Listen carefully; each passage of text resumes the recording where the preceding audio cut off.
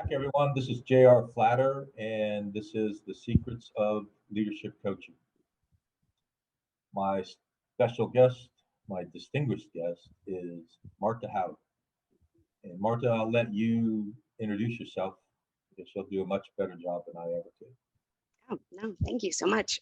And thank you for inviting me to share time with you and those tuning in for some learning moments. I gain knowledge nuggets every time that you and I are together. So I'm grateful to be here. Well, It is true.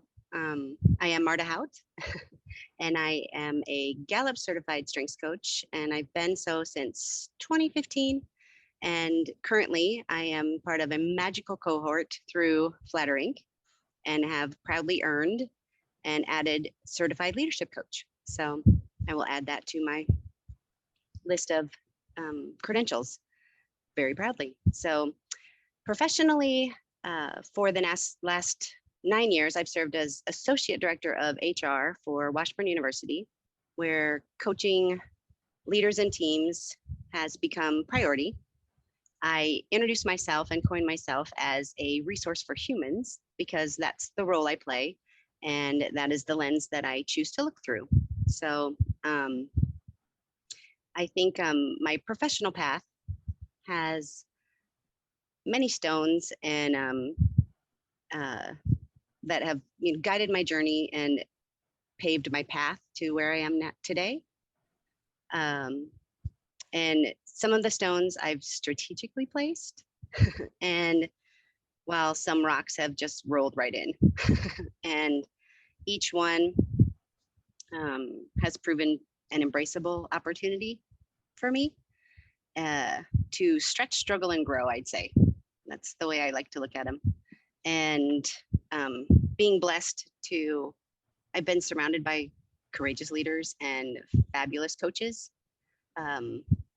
Whether they called themselves that or not, identified themselves as that, I've learned with every step. And through that building of resilience myself, I've learned to embrace these opportunities and see them as such, and then learn to lean into my own strengths. So always facing forward.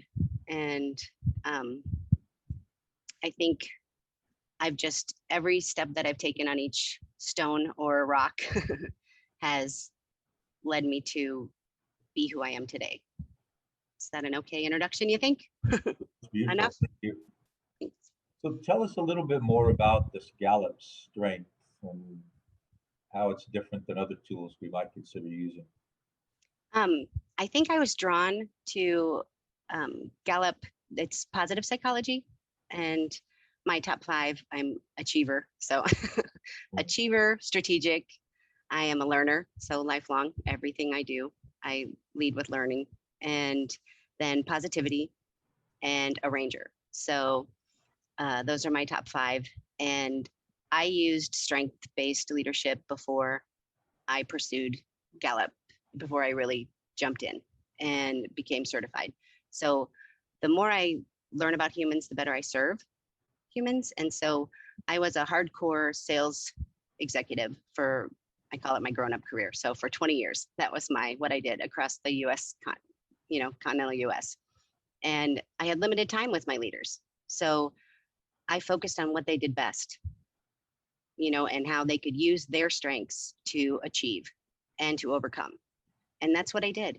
And so learning what, is the best, what people can do, and then how they can manage so-called weaknesses. Because a weakness is really just something in your way. It's not something that defines you. It's not a deficiency about you. It's nothing broken about you. It's something that you need to manage, right? And you should use the best of you. And that's really your greatest opportunity for growth. So your natural ability to the way you think, the way you behave, and, those natural born talents. And I just think once you realize that about yourself, that it helps. And then it gives language to things we used to think bugged us about people, and then you look at it and you're like, no, that's actually amazing. And how can I use that? Right. And it just takes the personal out of things, and it creates functionality. And where before was something that just impede forward progress. Does that make sense? No, In a absolutely. nutshell? So you mentioned this word a couple of times, being a lifelong learner. I am. What does that mean? I hear that a lot in leadership circles. Um, there's no way I could know everything, right? So, Yeah. and my way can't always be the best way. I may prefer that people did things my way. However, if I just surrounded myself with everyone that thought like me, there's no way we could come up with a global solution, right? So cognitive diversity, the differences in the way people think will lead us to better, broader solutions. And somebody has something that I can learn. Every time that I'm with someone, I learn something. And it came from my dad a long, long time ago. And it was just like, never miss an opportunity to keep your mouth shut. Like, because if you're talking, you're not learning. So Yeah. just listen and observe. And I think that's when I started journaling, I journal body language, because people say so much more than they actually articulate, than they just say, and so I would, in the margins, I was jotting down what was really being said, the side eyes and the body language, and when people shut down, and I just noticed everything. So I did that very early on.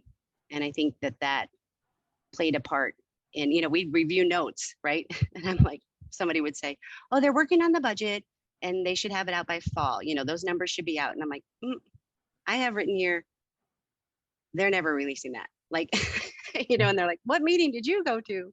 And I'm like, oh, no, because there was, people never looked up.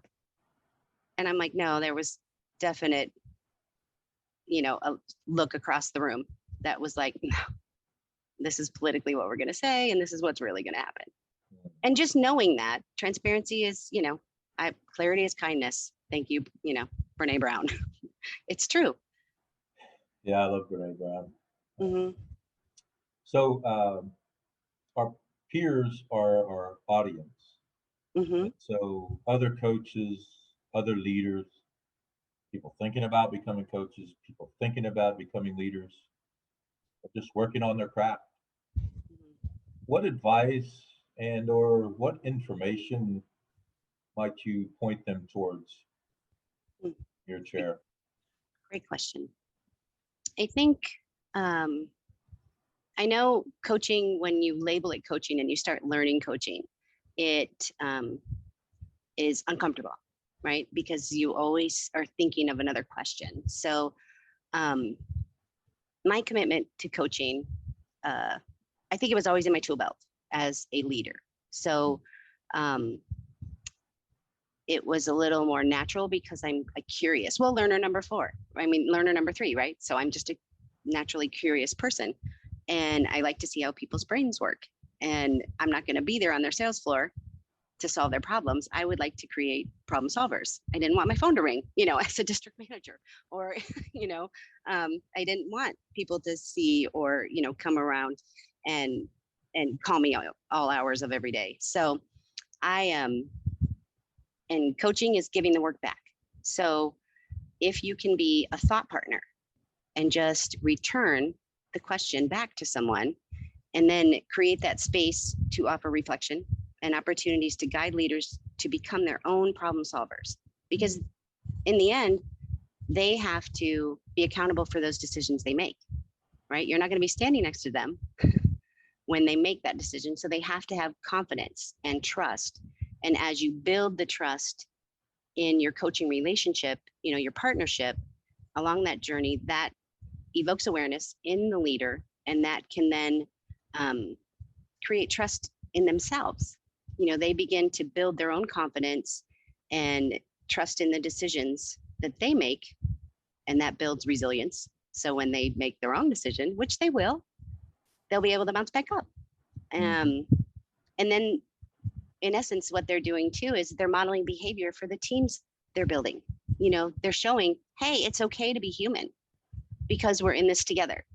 And when we stick together, we have the resilience together. We're like, oh, that was the wrong turn, or missteps are part of learning. Mm-hmm.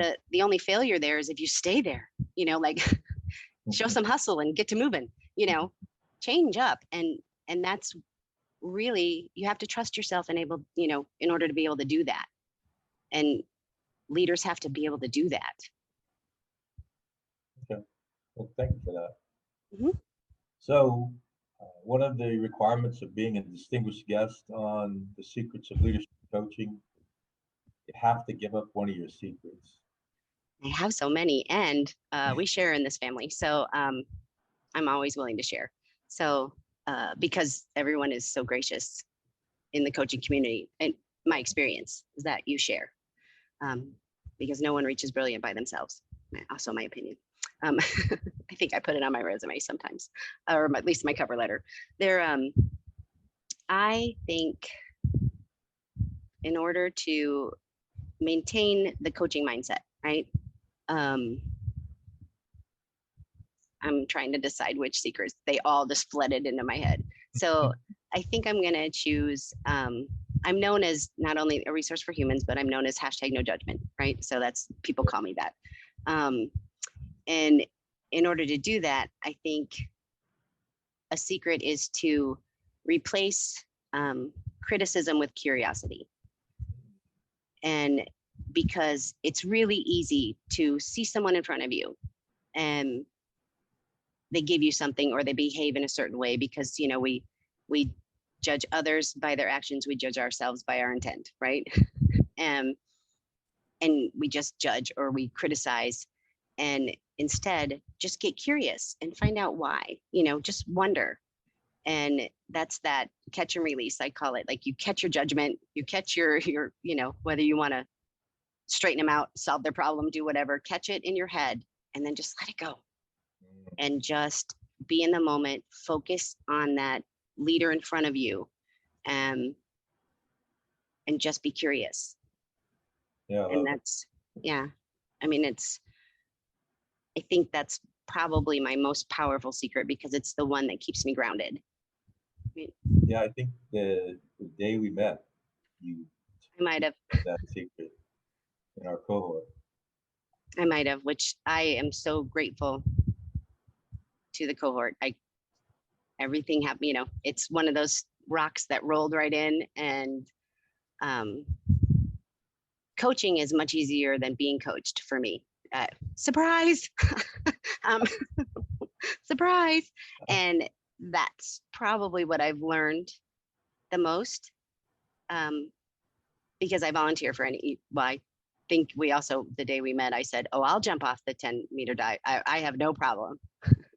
Yeah, that's right. You did. And I did it. Yeah. I will hold back though and let others, because I'm a learner, and I will share the learning experience because I learn through others learning. But being coached, that was a rough one for me to dive off of. I think I crawled back down the ladder 6 times. Shameful. And then I got coached, and it changed Good. yeah, so grateful. So the last thing before I let you get back to your day is, could you graciously provide us a few referrals on who might be additional distinguished guests in our podcast? Well, I can't not say you could not go wrong without choosing from the cohort. I would, the magical trio of Larry, Troy, and Glenn. I just would love to see. I would tune in and watch it over and over. I would tune in to Annalie, who changed my life, right? I mean, she was the one, that was her first coaching experience, and she was there. Wow. And then Laura and Lauren. Yeah. If for nothing else, their accent, and their brilliance, because they're bloody legends. You mentioned 5 Australians. I did. I I'm sorry. And I No told, worries. see, now you're gonna say I can't even mention Grant because he's also Australian. And I was gonna say I was saving Corey because I was Okay, cool. categorizing into law enforcement because then I'm gonna go outside the cohort and say um, Corey. And then there's two, which I'll do introductions for you. Please. I want to say, well, you know Anthony Escalante, right? Yeah, You sure. know him, and so Matt Simpson is his associate chief. So that in the police force, and those are Okay. two of my law enforcement best friends. So and coaching partners for a long many years, and I mad respect for the way they lead on a daily basis in a high stressful environment, and um, their work family self balance is magnificent. Um, and then I would also like to do an introduction with Dr. Pat Sanahan, who Yeah. is in your area. I mean, in your East Coast, Okay. who's magnificent in higher ed and in leadership development. Great. I'm watching the clock and I want to give you some time to be mindful between this and your next gig. Yeah, So thank you so much. thank you so much for being with us, and your insights are invaluable to our cohort. So I look forward appreciate to seeing every you. That's login. probably 48 hours from now, or not, no, less than that. Yeah, Have a not great day. long. Thanks so much. You too. I appreciate you. Thanks.